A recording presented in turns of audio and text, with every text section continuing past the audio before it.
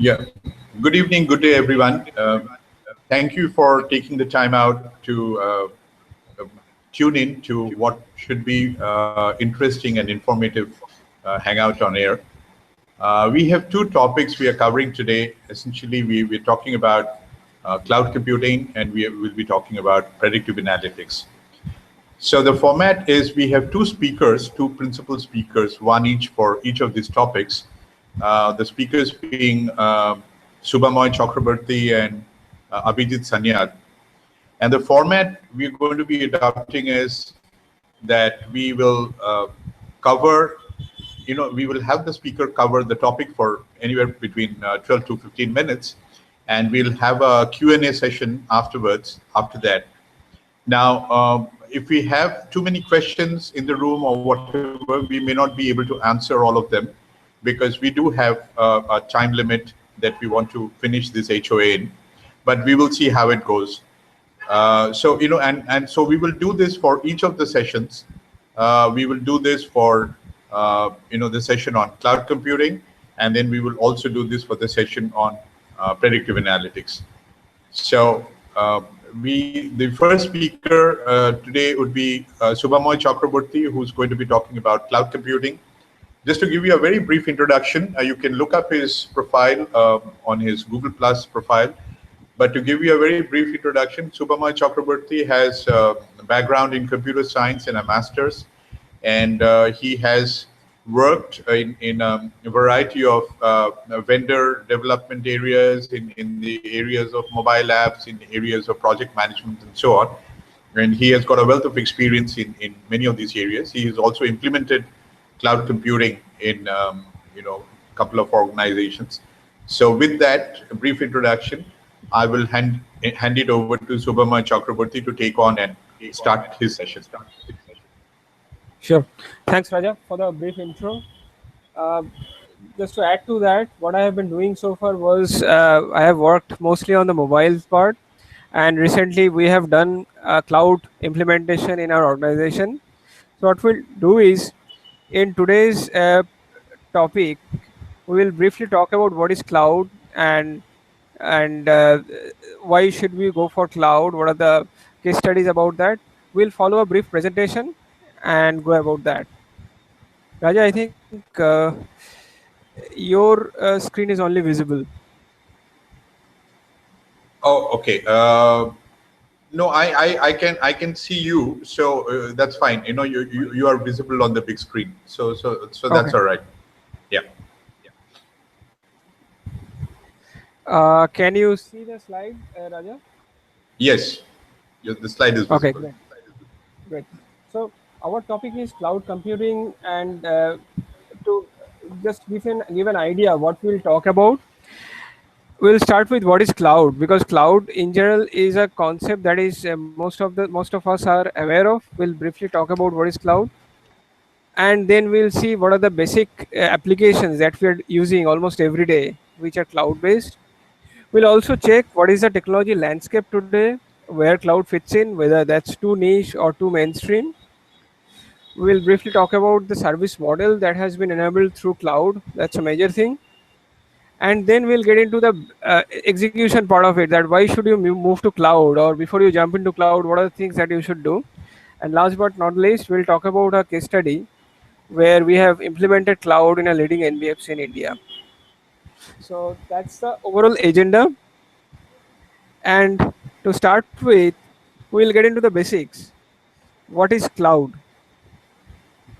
So if you search for cloud computing in Google, the definition comes like this: the practice of using a network of remote servers hosted on internet, blah, blah, blah. The key point here is that it provides on-demand IT infrastructure. So the key part is again on demand. So you don't need to build your IT infrastructure within your premises or within data center. You can build it on demand basis, and you get it over internet. So you don't need to depend on your local LAN. It needs to be over internet. The third point is very important for a startup or any small organization who wants to keep it nimble, that you can get into a pay-as-you-go model. So as much as you want to use, you pay for that, instead of investing a lot of amount in the beginning as capex. And the fourth point is the basic purpose of cloud. So what we have seen is bigger organization have built a lot of infrastructure, and we are riding on that economy of scale. So they have built a lot of data center all across the world. That has reduced the server cost to the end user company. So we are going to use that benefit for our purpose.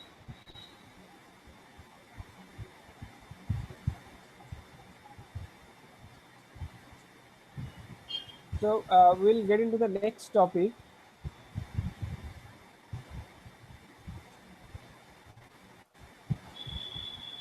which is, are you using cloud? Now, if you ask a question to anyone out in the world that whether you are using cloud or not, he might be surprised that he whether he is using cloud or not. But you look at the applications that is listed at the bottom of this screen, iTunes or Google Drive or Dropbox or Netflix or Real Racing. So all these applications are basically based out of cloud. You may know or may not know, but you are already into cloud that way. Out of that, Google Drive is quite popular, and Dropbox is one of the biggest case studies of Amazon AWS. So that way, cloud is already in our day-to-day life.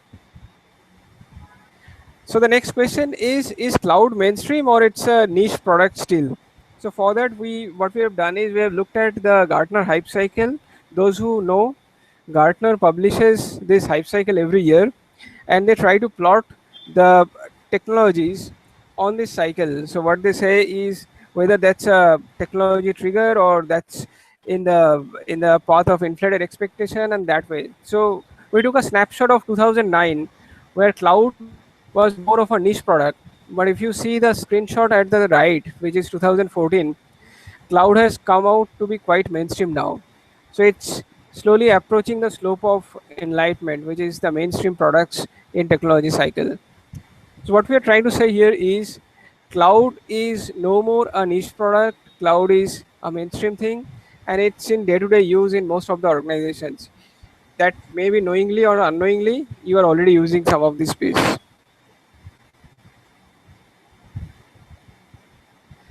So the next, what we pick up is the derivative of cloud. Cloud, if you look at the cloud model, it started from infra over cloud. And if you look at the history, initially the organizations used to put the infrastructure on premise. So that means there would be server within the organization, within the premises, and they will put, I mean, organizations will put the applications in this on-premise server. So what it entails was the cost of maintenance, the cost of cooling, cost of server rack, all these things used to be borne by the organization himself. Then the change came where the infrastructure was moved out of premise but into DC, which is data center. So this data center can be third-party data center or a data center owned by the company itself. Again, that has evolved over time, but the idea remains that the control and the cost and maintenance of this data center remains with the organization. The third stage on this evolution is infrastructure over cloud. So when we get into that, it becomes a black box. So you don't, I mean, you necessarily don't know where your server is. That might sound scary, but that's the approach that is taken. So for example, if you go for Amazon Cloud or Azure or Google Cloud, you won't be knowing exactly in which address is your data center located. So the location and security and maintenance of this infrastructure is managed by the organization. The derivative of this cloud is service model. So what we are saying is nowadays the business is getting into as a service mode. Again, there are three types. One is infrastructure as a service, platform as a service, and software as a service.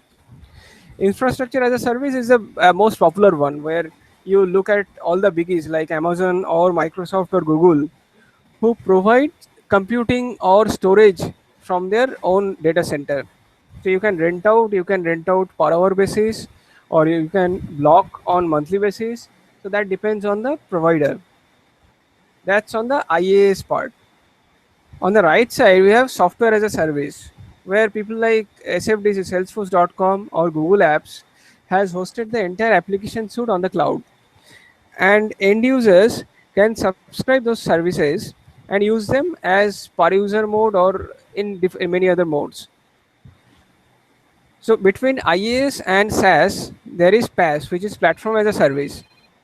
This is not the most popular one, but this is also gaining momentum. So what it gives is it gives a platform based on which you can build your own application. So Salesforce.com has Force.com, Google has its own app engine, and Microsoft has its Azure services. I will pause at that. If you have any question, we'll move into the next section, which is more into the practical aspect of cloud. Uh, Yeah, Subhamay, I would suggest maybe I don't see too many offline questions at this point in time. So maybe you could move into the next section and cover it, and then we could do any questions at the end of the session. Uh, Uh, yeah, just a little feedback. I think I'm getting a little bit of feedback from your end, from maybe the microphone. So is it possible to kind of cut out the feedback loop? mm, okay, let me see.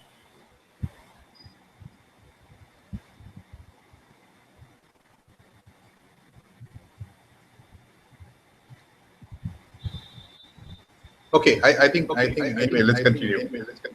Yeah.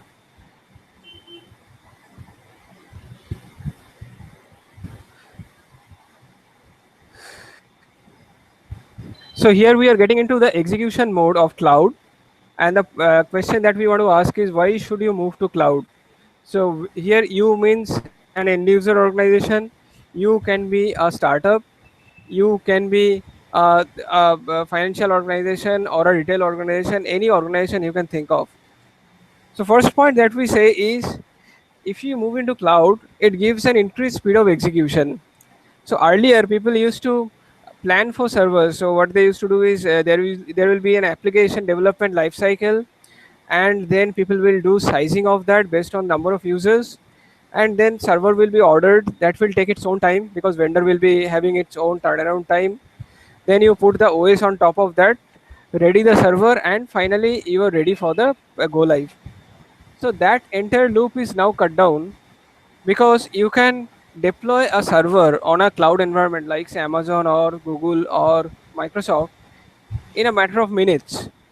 So it will take only 2-3 minutes to spawn a server of having Linux RHEL version 6 or something and use it for execution. So that gives an immense benefit because you don't need to wait for that long life cycle.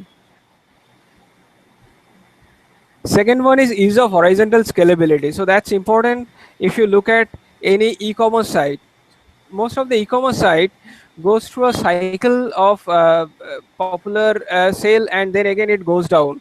So when they declare for a mega sale, there will be a huge hit over this application server or over their application.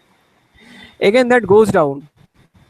If you move into cloud, you can provide that horizontal scalability, and in you don't need to design for the maximum number of users, so that reduces the cost to a large extent because you are only provisioning the servers for a small duration of time for that peak usage. Rest of the time it remains in the normal configuration. Third point is reduced capex. I mean, that's quite obvious because you don't need to buy the servers, you don't need to buy the racks, you don't need to procure any blades.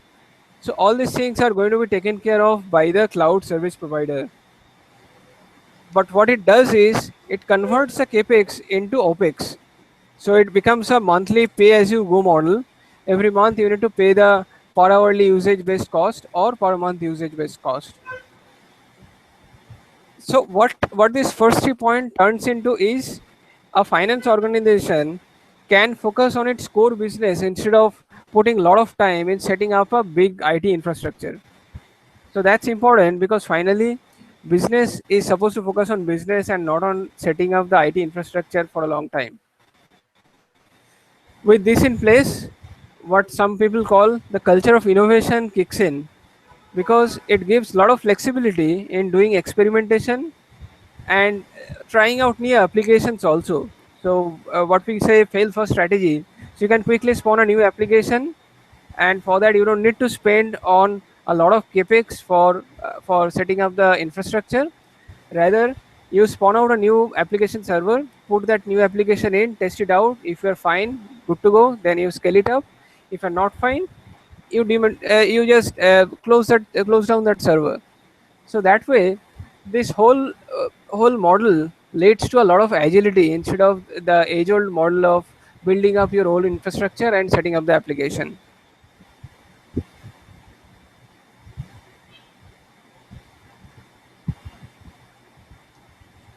The next slide is what are the things that you should do before you jump into cloud. So now you think that there are benefits of getting into cloud.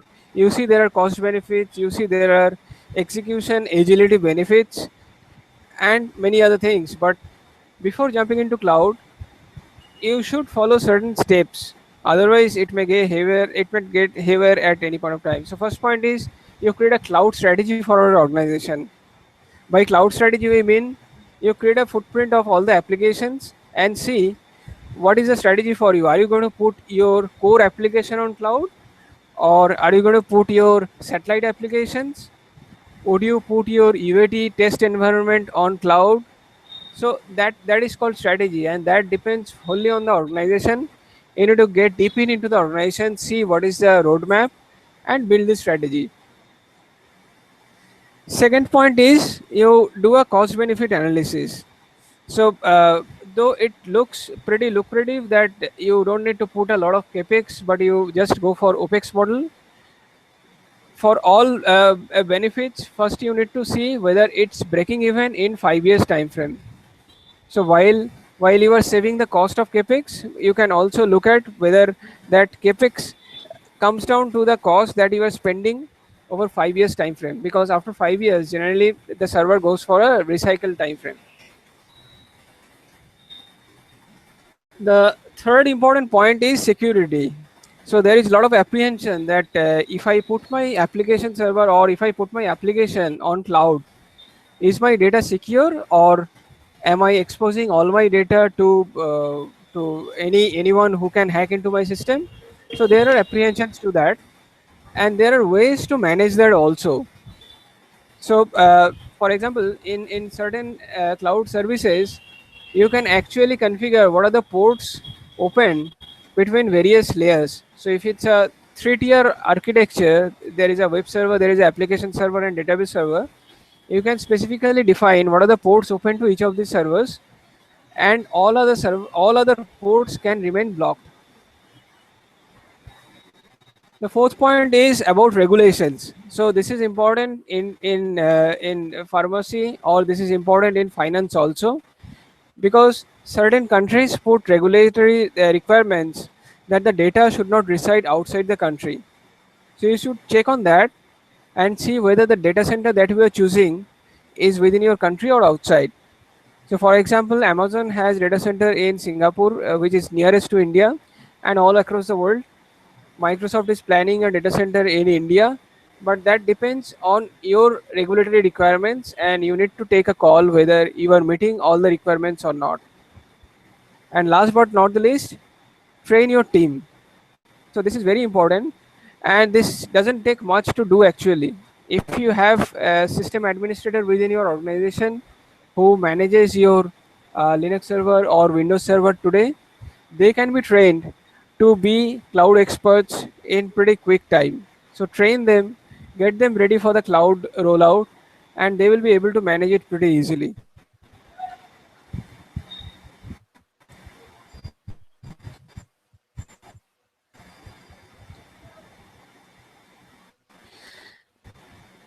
So the last slide, we come to the last slide where we talk about a case study. So this is about a cloud setup which we did in a leading NBFC. This is a 25-year-old non-banking financial company which is based out of India, and we this is catering to all the rural and semi-urban market, primarily in asset-based financing. The major challenge that was there was the aging infrastructure. The infrastructure was getting old and it required a recycle. Also, the turnaround time of the hardware vendor was pretty high. So if you had asked for a server, then it will take months to come, and then setting that up will take even more time. On top of that, there was a lot of focus on business growth, which resulted in a huge demand on IT apps. Now, if you look at these challenges, this automatically leads to a solution that you should be more agile, your infrastructure should not take a lot of time, and that's why we looked for cloud solution. So first thing we did was we looked at the CBA in 5-year time scale, whether we are breaking even in 5 years time frame or not. And then we went for a management buy-in because this involves a policy change. And then once we got the buy-in, we went for the platform choice. For this one, we had chosen Amazon Web Services. Then we went for training, which we imported to the system administrator within the organization. And then we decided on the strategy that we'll move the non-core applications of the production environment and core applications UAT environment into cloud. So what it does is it will reduce the risk of exposing the data onto cloud, but also it will give you agility in terms of moving the non-core applications on cloud. But once you set up the server, that's not everything. You always need to look back and see whether there is any optimization possible in the infrastructure, which will lead to reduction of cost as well, which is pretty important in this setup. The applications that we had put on cloud were included HRIS system, core applications. Both of them we had put the UAT environment. We had put project management, code repository tools and portals on cloud. We had put performance test environments, and we had put a couple of other satellite applications. So the immediate benefit that we got server down from months to hours, which was amazing because earlier the application team used to wait for the server to come, or there was issue in space availability, there was issue in computing power availability. That part was gone. There was a cost rationalization also that was visible. And then we had a lot of development partners which were accessing these EVD systems from outside outside network of this company. So that access was pretty smooth. And finally, the cost of experimentation went down because we could try out new applications, and we could experiment with them and see whether those are working fine or not. So that way it was a very successful case study, and it's still working. I mean, work is still on, because the point that I said in steps phase, that the optimization is an ongoing process. We're able to look back at the infrastructure and see whether you are rightly sized, or whether you are optimizing it rightly or not. I will pause at that. If you have any questions, we can talk about that. Over to you, Raja. Okay. Yeah, Abhijit, welcome into the room.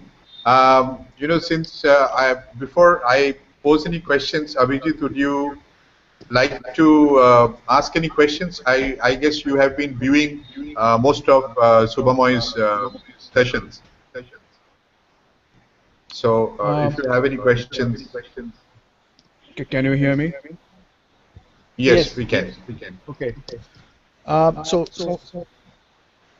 I mean, one of the things that usually happens with cloud installations is this public versus the private server.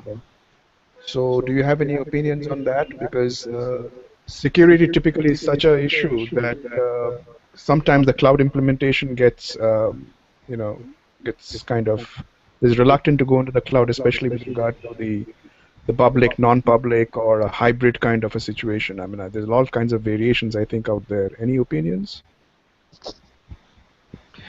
Yes, so we talk about three types. We talk about public, private, and hybrid. But if you look at cloud in its full-fledged manner, it's public cloud, which makes sense. To answer your query on security, there are ways to manage that. So I briefly talked.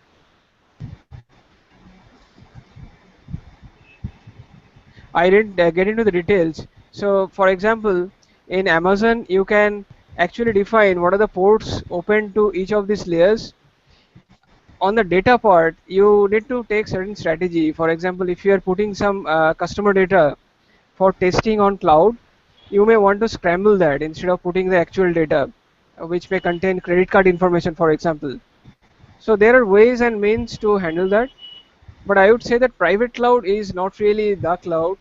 Public cloud is the cloud because that gives you economy of scale to a large extent. Thank you. Okay, Subhamay, in this implementation that you did, at the end of it, when you finished, was there some kind of a cost-benefit analysis done over a period of time? And say, if you take a 1-year time frame and so on, what was the kind of cost-benefit that you got by switching over to cloud from a more conventional system?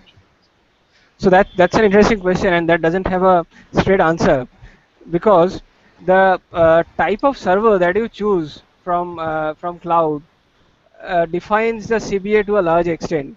So for example, if you go for very high-end server from cloud, the cost may be as close as an on-premise server. If you want to do a CBA, you need to choose the servers rightly. And if you choose rightly, it can go up to 40 to 50% benefit over on-premise server.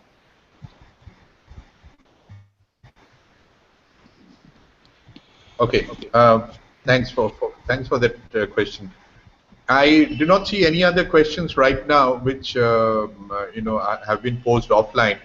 So what we'll do is at this stage we'll start off with the session by Abhijit. I'll briefly introduce him, and then we can start off with the session on predictive analytics. And at the end, of course, we are going to have a Q&A again on Abhijit's session.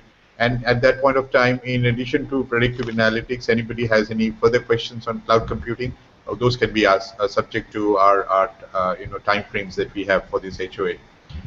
Now, briefly to introduce Dr. Abhijit Sanyal, he's got a DBA and a whole lot of theoretical background as well as a great deal of experience in predictive analytics and analytics. You can look up his detailed profile on Google Plus as it is available. But without trying to stretch a point, I think if you look at the field of analytics and predictive analytics, I would put him as one of the persons who has one of the most extensive experiences ever since this field kind of got defined and opened up.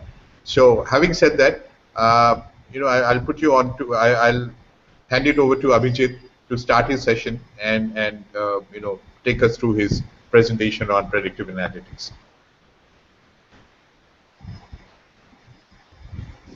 Hello, can you guys hear me? Yes, Abhijit, over to you. Okay. Thank you, Raja, for the wonderful introduction. So let me share my screen. Just tell me if you are able to see my screen. Can you see my screen? Yes, we can. Okay. Yeah. So yeah, by way of background, I've been in the predictive analytics space, or analytics, what you call marketing science, data science, before it was fashionable to be so, and that was for the last 25 years. And me and Raja go back to when we were actually kids, I think, in college. So it's a long history. Yeah. So the idea of predictive analytics is the history of it is it comes from various strands, and I can give you a very brief. Some of you maybe have worked in, say, the area of statistical modeling or mathematical modeling, and it goes back to, say, the work done by Francis Galton, and then Carl Pearson, Ronald Fisher, the guys who basically invented, say, the idea of correlations and regression models, analysis of variance, etc. And one of the issue was that in those times, all the calculations had to be done by hand, and the data literally had to be stored on paper.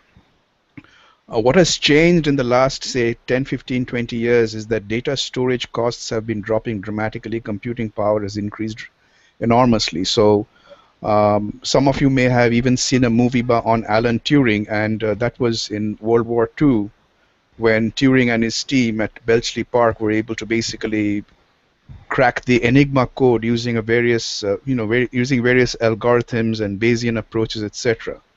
And I think that was the kind of quote-unquote start of predictive analytics, most of it by the UK and the US governments, and even the Nazi government using all kinds of analytics for the purposes of war.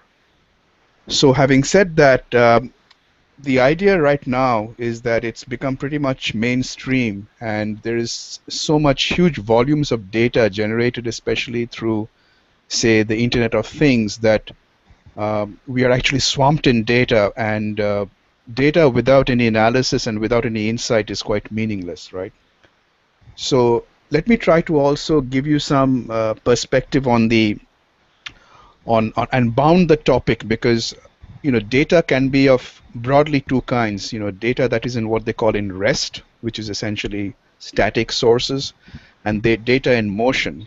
We're not going to talk about data in motion, which is essentially streaming data and things like that. The other issue also is that the data sizes have become not in even gigabyte. 1 gigabyte is a small data set right now. It's in the range of petabytes and terabytes and zettabytes, etc., etc.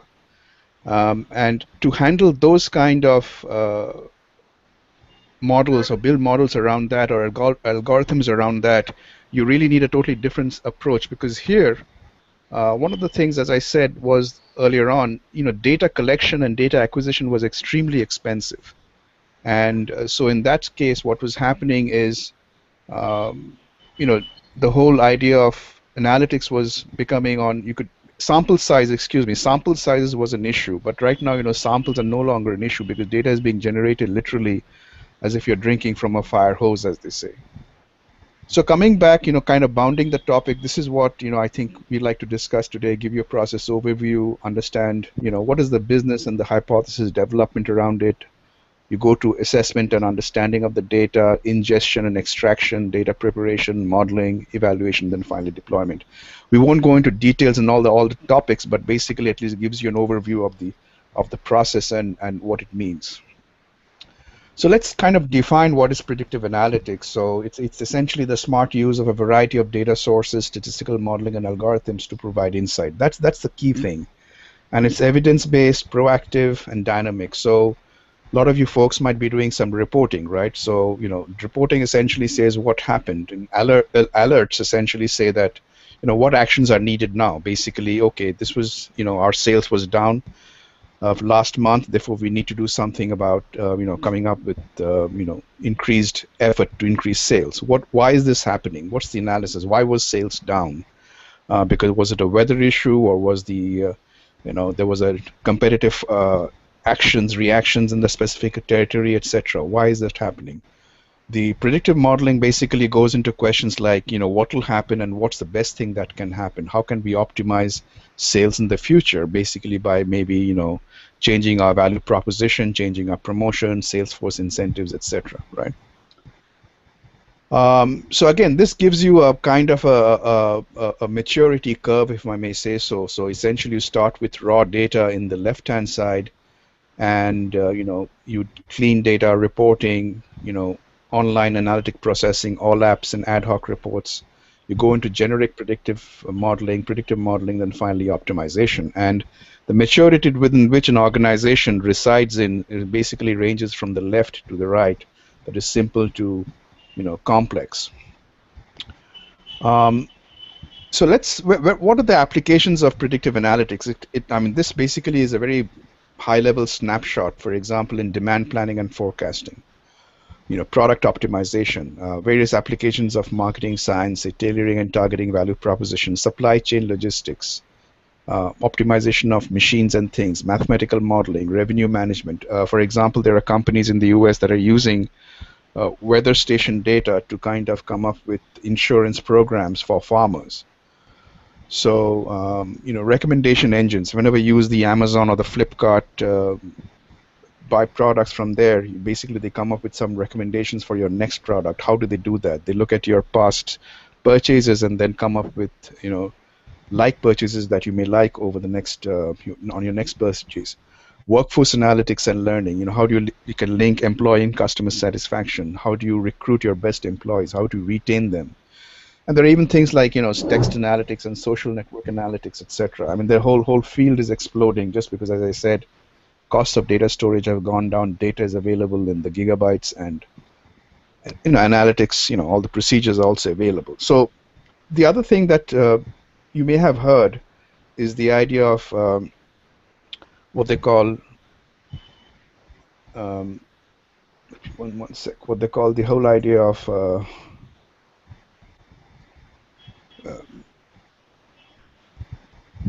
sorry, one sec. Excuse me.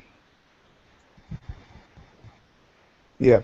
So the whole idea of machine learning as well. So I mean, this particular slide is very, very high level. It tells you, what are we talking about? We talked about data in rest, data in motion. Let's, we can even divide the data group into, what we call structured data, where it exists in fixed fields, and unstructured data. So unstructured data is text, web pages, images, photos, videos. And even with unstructured data, the whole idea is to take those, say, web pages or those images and pixels and essentially create structure out of it, because you can't really. Ultimately, you have to create structure out of even any kind of unstructured data. And very broadly, predictive analytics kind of consists of two. Most procedures can be classified into two. One I would call as regression, or essentially estimation of predicting quantities, and the other one is classification. Which group will you fall into? Like segmentation is a classification problem. Then, there's not much difference between predictive analytics and machine learning. People use these terms interchangeably. I mean, machine learning is really when you start dealing with very, very large data sets, and the whole set of algorithms have to change. And so supervised learning and unsupervised learning are two terms you may be familiar and heard of them. So in supervised learning, essentially regression, for example, is a supervised learning because you know the right answer. In unsupervised learning, you kind of have to discover structure in the data. So that's it's a little bit harder problem. Sorry. Right. So if I were to basically summarize here, what's the process? How do you go from, say, starting a predictive analytic project and go and come up and then finally end in the deployment? I mean, this is a very busy slide. But let me just give you some, at least, overview. So, you start off with the business understanding. What's the objective? Then you go into, say, the data assessment and understanding. I mean, I think, Sukumar talked about, say, what are your regulatory requirements and where does the data reside? So those issues are also very important here. Data governance, data ownership, whether the data is rest or in motion, data size, average or extremely large data sizes, and data typically is across multiple tables. So, I mean, those of you who have a, a database background, you'll know that, you need an entity relationship diagram, and you need to link these tables up. You need to synthesize and, extract the data, which is actually a very important task. So then you go into data ingestion and preparation, and you have to talk about, how do you extract the data, and obviously in the last few years you've heard these terms like Hadoop, Scoop, Hive, and Pig. They're essentially all kinds of add-on, kind of bolt-on, SQL-like kind of programs, essentially, that are on the Hadoop platform, because typically Hadoop and MapReduce, which actually has to deal with very, very large data sets, is not something that is easy for programmers to start working on. It's fairly difficult. So, and then you go into the modeling. And in fact, let me also kind of tell you that the business understanding, assessment, and ingestion and preparation and extraction for data, that actually takes about 80% of your project time. That is actually really the critical and the most important piece. Most people think that modeling is the fun thing, which is true. Modeling is fun. Modeling is where you really can do a lot of great work. But modeling actually takes about 20-25% of your effort. Then there is evaluation and deployment. And that is also critical, because most companies, they do the models and then it sits on the shelf without actually being deployed. but there also you have to think about, what's the baseline measures, how do you measure the success of the model, how do you change, how do you work with the IT solution architecture, what do you need to do it, how do you define the workflow, how do you, user acceptance testing, etc., etc. All those things have to also come into play, which is very critical in this whole piece. Let me take you to the next slide, which is just a very high level kind of case study. And this was for product line optimization in the industry, in the computer industry. So, as you know, at one stage, laptops were available with many combinations, and the idea was to kind of decrease product proliferation, because there was a lot of unnecessary products floating around in the market. So the objective was to launch a limited set of models to maximize profit revenue, identify price points. And how do you do that? You basically they went into the channel, and they surveyed all the channel reps and the whoever basically selling the product, and basically work with user and use product and market scenarios. So this is actually slightly different from what you would do in a big data project. This is a small data project. Experimental design was used, discrete choice modeling, and then finally you come up with a revenue optimization. And as you can see, before the curves were going downwards, and after these things were implemented, things turned around. So what with the back end, what you do is essentially you provide the client with a strategic tool for launching simplified customer-focused product offerings. And this is a pretty old study. This was done about, say, 10 years ago. And even then, when I checked with the client some time back, they were still using this particular study with minor variations to kind of refine their product portfolio. So, Raja, I can turn it over to you, and you can see if anybody has any questions or things like that. I kind of rushed through it, but yeah, okay. No, I think it was I mean, like you said, and like I like to stress as well, that predictive analytics, machine learning, big data, these are it's a vast area, and it's rapidly developing and evolving. So to try, and I think Abhijit, thanks for giving a great overview in a space of 15 or 20 minutes. In fact, I think that's one of the very difficult tasks, because there are courses, and there are very extensive courses which go on for 3 and 4 semesters on these kind of topics, and that's what it is about. And there's new applications, tools, knowledge areas getting constantly added to it. It's still very in its very early stages. I mean, big data, machine learning, these are possibly just about getting mainstream now.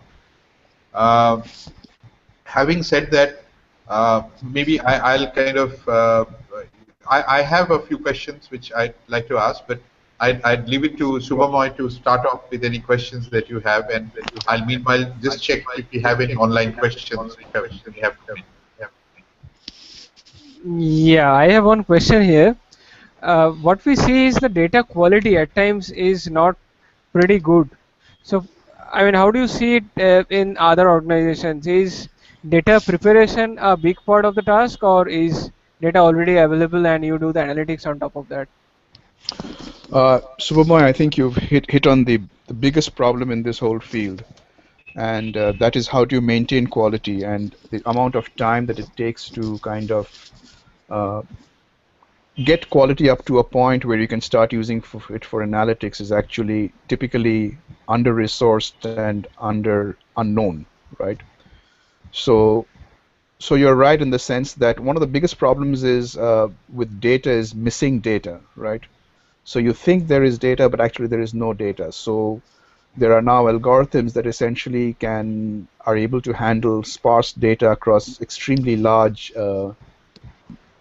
matrix operations. And if you really want to become good in predictive analytics, you really need to know your matrix algebra very well, because most of these cases are actually all all actually involve very large-scale matrix inversion algorithms. And you're right about the data, which is a very painful process. And I've come across most of my issues actually have been with trying to estimate the data quality, trying to work with the client to kind of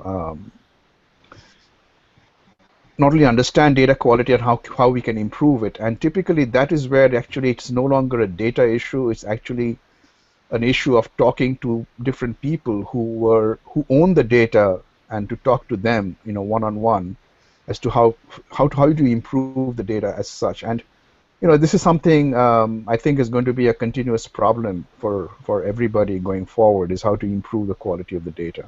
Very good question. Thank you. Any follow-up questions or other questions, Subhamoy? No, I mean, what we see is, see, for example, in our organization, we have a lot of customer data. But how do you define the quality and how do you measure that in an ongoing method? That sometimes becomes a bit fuzzy. So, do you have any idea on that? For example, customer demographics. How do you want to measure the quality of that data? Right. So typically what is done, I mean, this is you have to essentially triangulate data. So you have, say, a customer database where you have collected some demographic data. You'll have to essentially spend some money and collect some, actual survey data. So let's say you have customer A who says he's 35 years old and, is a male and therefore works in, say, this industry and has, 2 kids and whatever it is, and so much income.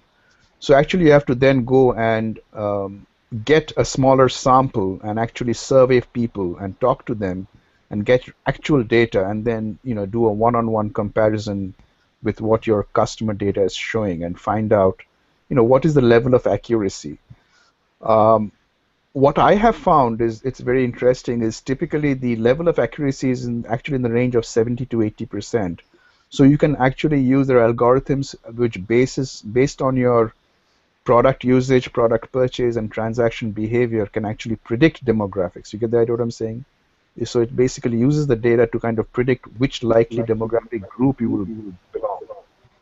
And sometimes that is good enough for your kind of whatever strategic programs and tactical programs that you develop. Have I answered your question? Yes, I mean, if we keep on asking questions, that will be like hours to go. So I will leave it to Raja to continue. Sure.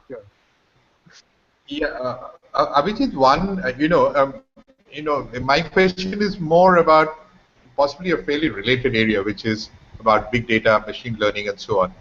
Now, there haven't been too many projects, I guess, even in the US, and I guess in the Asian context, the number of projects possibly can be counted on one finger, if at all.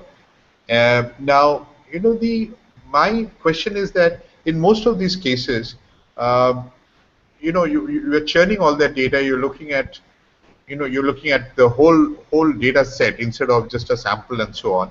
And at the end of it, one is finding out certain correlations. I mean, it could be a strong correlation or not so strong a correlation and so on.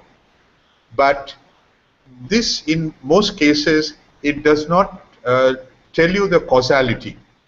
Now, is that an area where some organizations are saying, no, it is not good enough for me just to know the correlation, but I must also understand the causality, because that, I understand, is the more difficult part, and something that may not be very apparent when you do a big data analytics and kind of come up with certain correlations and that you figure out at the end of it. Yes. You're right. I mean, causality is always a problem. As you know, there are certain basic principles to kind of sufficient and necessary conditions to prove causality, right? So the cause must happen before the event, for example. There must be a time lapse or something along those lines.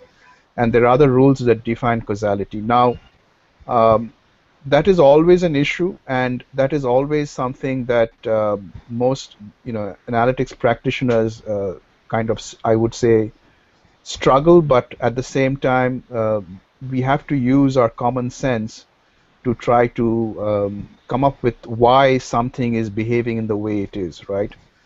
And I think going back to my experience, I always find that there are certain models you can build which explain things very well. So if you essentially do a simulation, for example, one of the classic things is if you increase price, your demand should fall, right?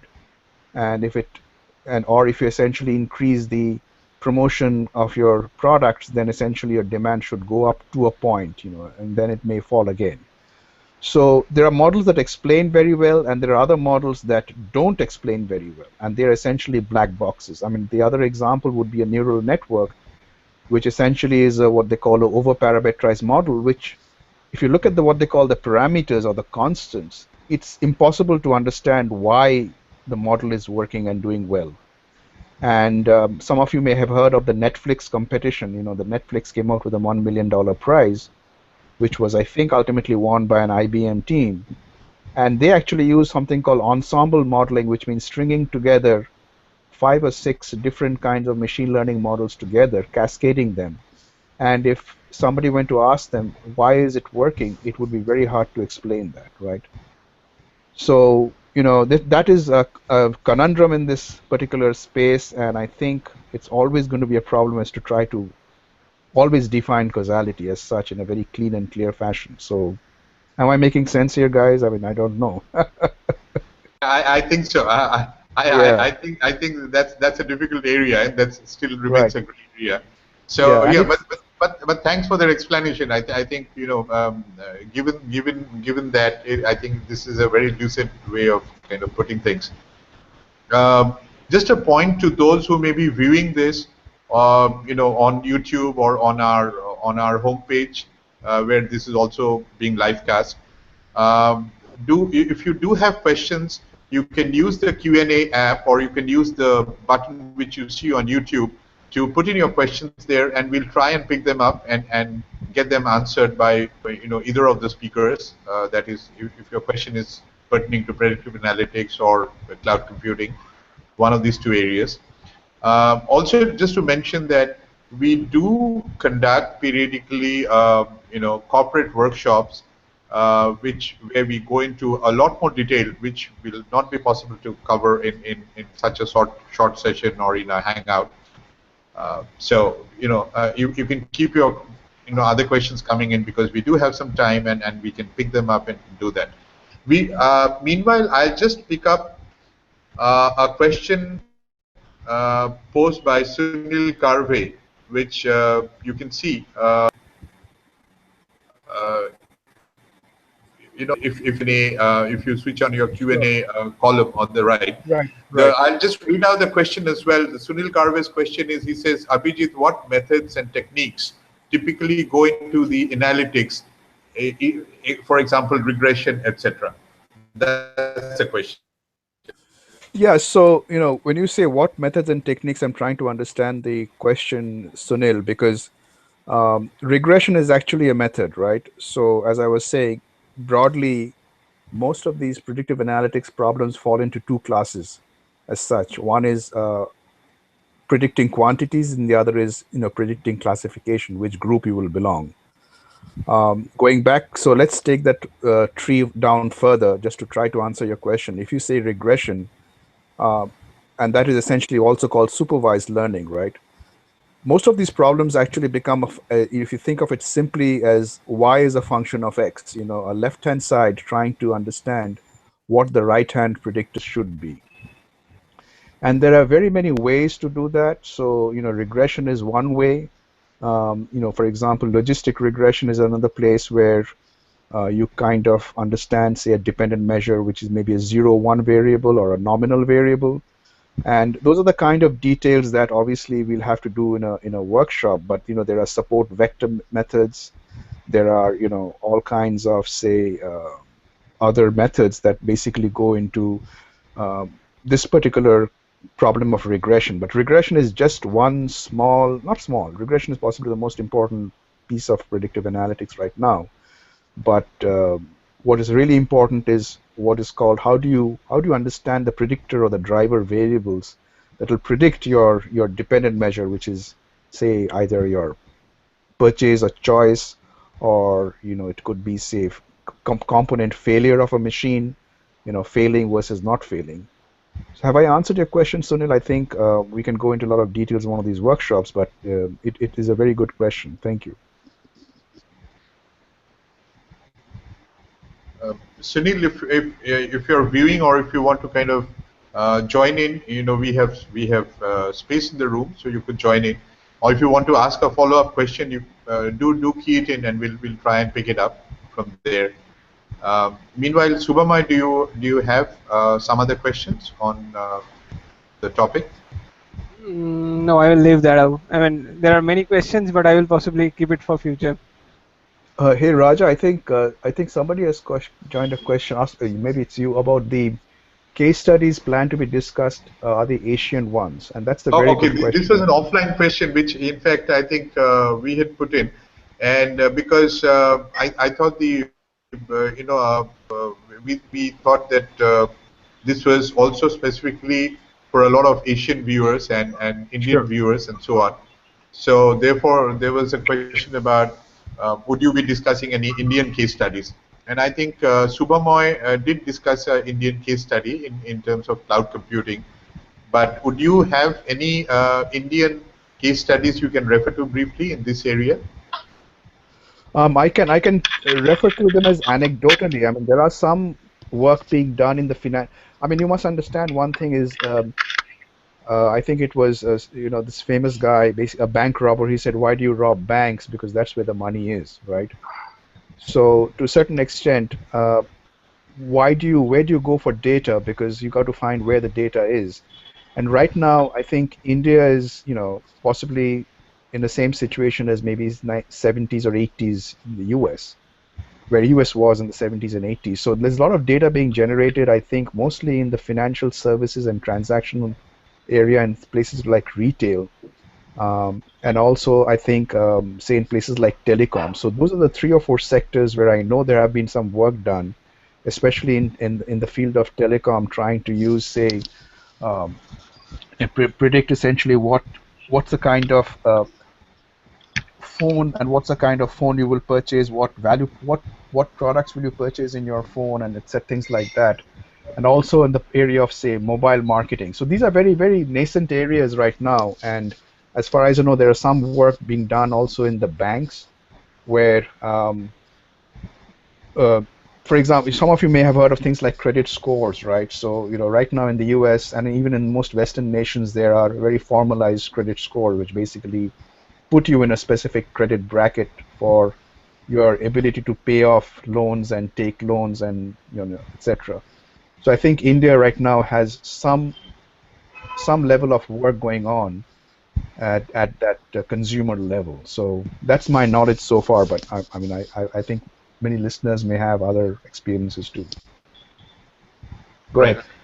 You were right, possibly. I mean, we do have some of the credit bureaus, US credit bureaus also, who do credit Right, scoring in India.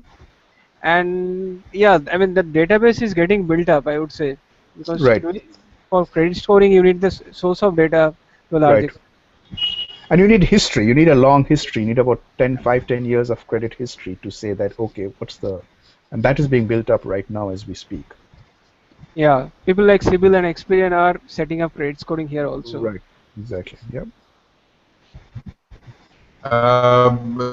Devashish, a belated welcome. This Devashish Guha, whom I have known for years, and Abhijit, you possibly know as well from our IIT days. Uh, Devashish, I think himself has been kind of working in some of these areas for some time. So Devashish, possibly you'd have a question for either of the speakers. Actually, I haven't really joined earlier, so I don't know what went down. So offhand, I don't have a question. Okay. Good. Basically, I think there was about a short talk on predictive analytics by Abhijit, and before that, Subhamoy did the same thing for cloud computing. So, if in general you have any questions on any of these areas.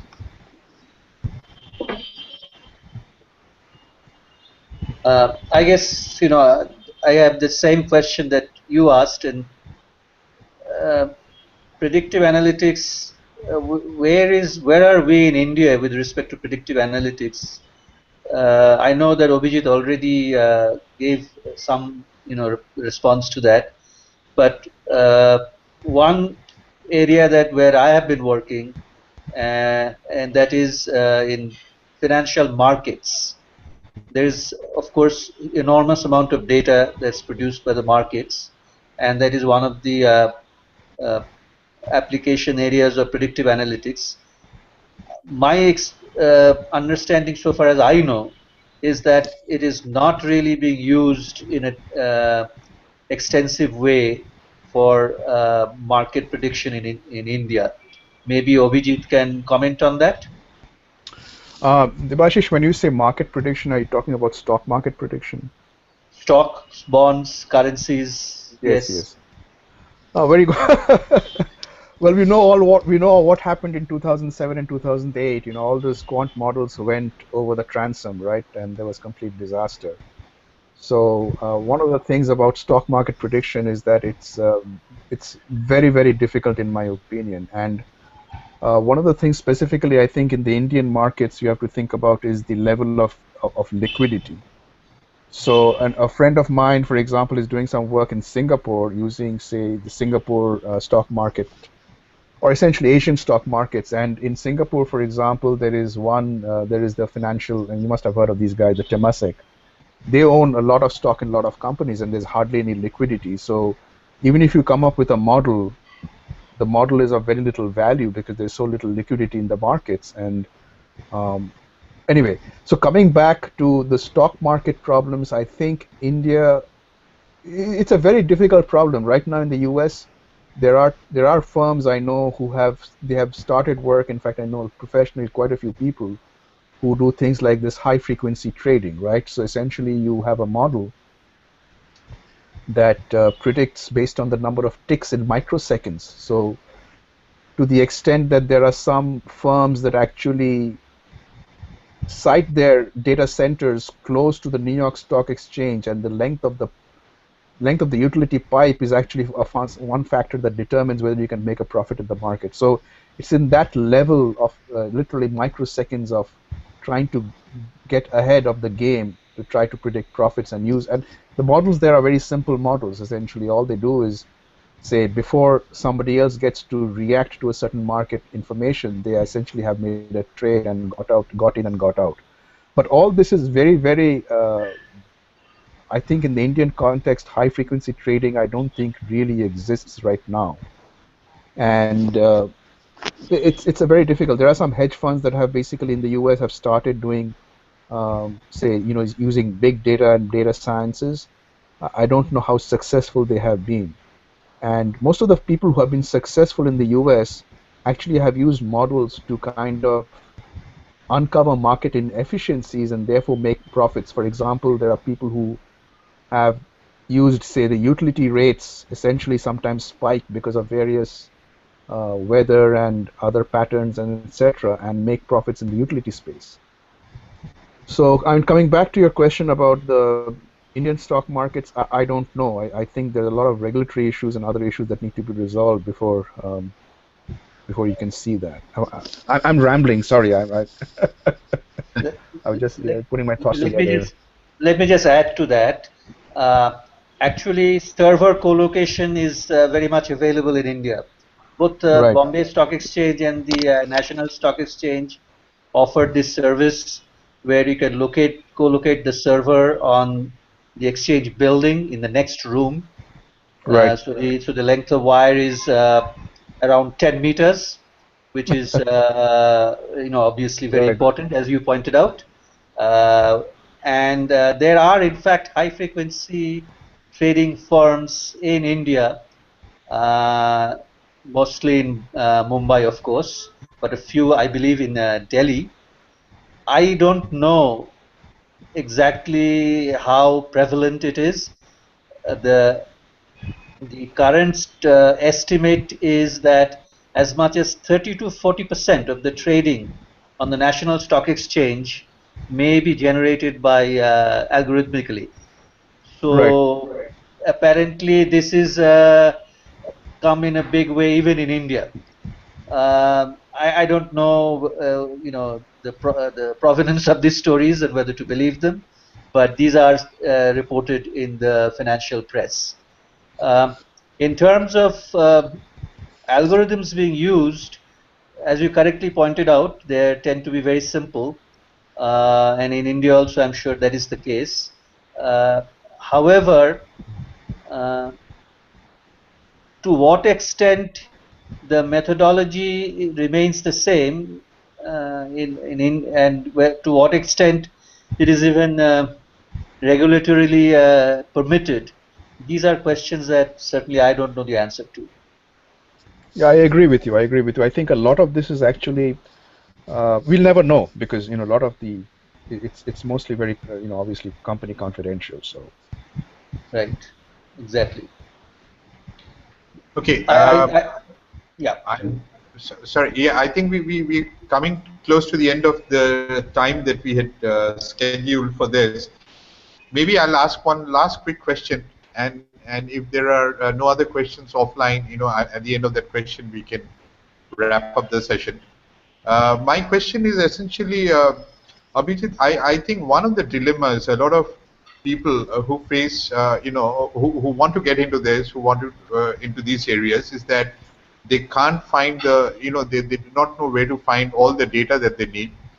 They do not have the human resources that they need to do this in house, and somewhere these two factors kind of defeat a lot of people, and they give up. But at the same time, I have heard a lot of people saying that since a lot of this data is very sensitive and a lot of this data is internal data and so on, if they do not have the resources in house, they are also reluctant to go to an outside consultant because of the sensitivity and the confidentiality of the data.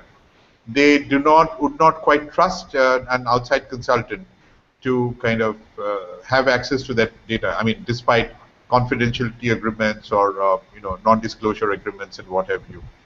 Any I mean, you have been into a lot of cases on behalf of organizations that you were working for, and also as a consultant independently.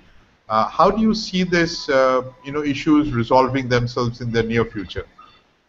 I think what happens in most cases, you're right about the data confidentiality and security, and what happens in most cases is especially let's assume you're talking about, say, transaction, credit card or FICO scores data, mortgage data, etc.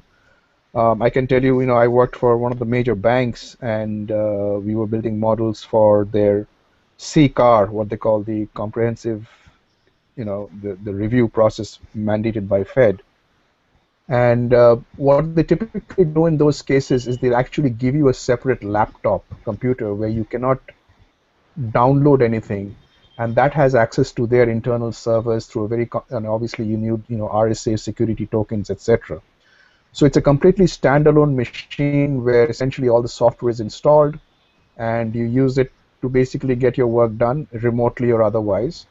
And that's how they do it. And obviously you have to go through all the other NDAs and requirements, etc.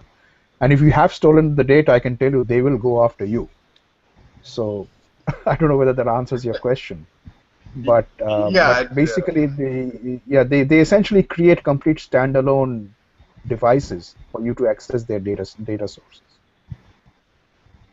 All right. Yeah, I guess to an extent that would answer the question for at least maybe people who may be viewing this now or later, and who have the same kind of dilemmas, in house. Okay. Having said that, if there's any other quick question, we can maybe accommodate just one more, and then we'll wrap up this session for today. So I do not see any other questions offline at this point in time. So Debashish or Subhamoy, anything else that you'd like to bring up? No, go ahead. No, nothing from Okay. my side. Thank you. All right. Yeah. So thanks everyone who, I mean, thanks to Abhijit and Subhamoy and for I think what has proven to be a very informative and insightful session within the time constraints that we have in our hangout. And I think it's also I hope it has been for those watching and for those who may be watching it in future. It will be equally informative and insightful.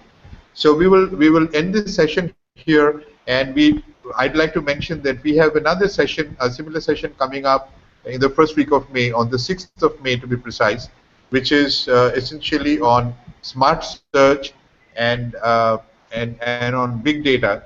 And in fact, Devashish is one of the speakers during that session, and the speaker on smart search is David Amerland, who has done a lot of work in this area. He's written a book as well. So I hope everyone here and some of you who are viewing and who may be interested in the topic do join in on that date. And thank you very much for coming by and taking the time out for Hangout today. Good day and goodbye. That Yeah, thank you. Bye. Bye.